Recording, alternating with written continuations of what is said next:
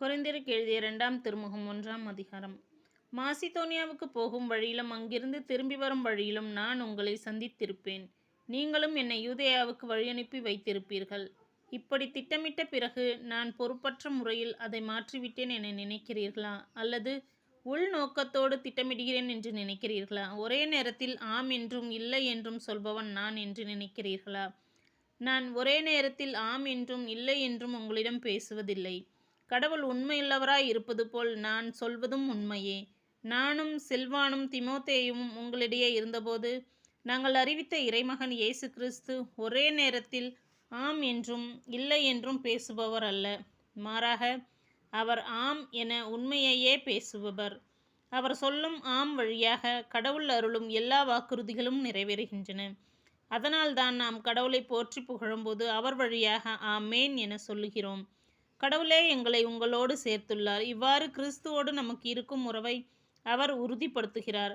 அவரே நமக்கு அருள்பொழிவு செய்துள்ளார். அவரே நம் மீட்பை உறுதிப்படுத்தும் அடையாளமாக தூய ஆவியை நம் உள்ளத்தில் பொழிந்து நம் மீது அவர் முத்திரையை பதித்தார். என் உயிரின் மேல் ஆணையாக சொல்கிறேன், உங்களை வருத்தத்துக்கு உள்ளாக்காமல் இருக்கவே இதுவரை நான் கொரிந்துக்கு வரவில்லை. கடவுளே இதற்கு சாட்சி. நீங்கள் எதையெல்லாம் நம்ப வேண்டும் என நான் உங்களை கட்டாயப்படுத்தவில்லை.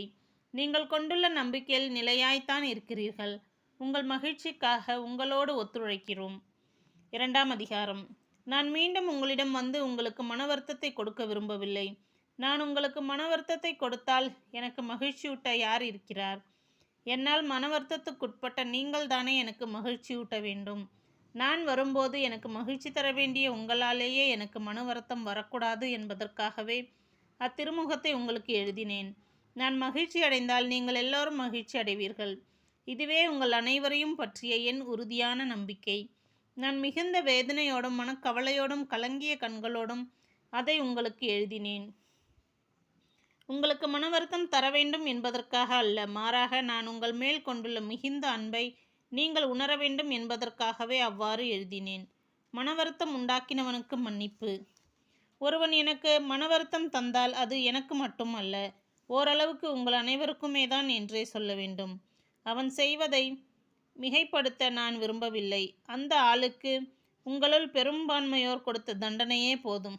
எனவே இப்பொழுது அவனை மன்னித்து ஏற்றுக்கொள்வதுதான் நல்லது. அவன் மன வருத்தத்தில் மூழ்கிவிடாமல் இருக்கும் வண்ணம் அவனுக்கு ஆறுதல் அளியுங்கள். நீங்கள் அவன் மீது அன்பு கொண்டிருக்கிறீர்கள் என்பதை உறுதிப்படுத்துமாறு நான் உங்களிடம் கேட்டுக்கொள்கிறேன். நீங்கள் எப்பொழுதும் எனக்கு கீழ்ப்படுகிறீர்களா என சோதித்து அறியவே அத்திருமுகத்தை நான் எழுதினேன்.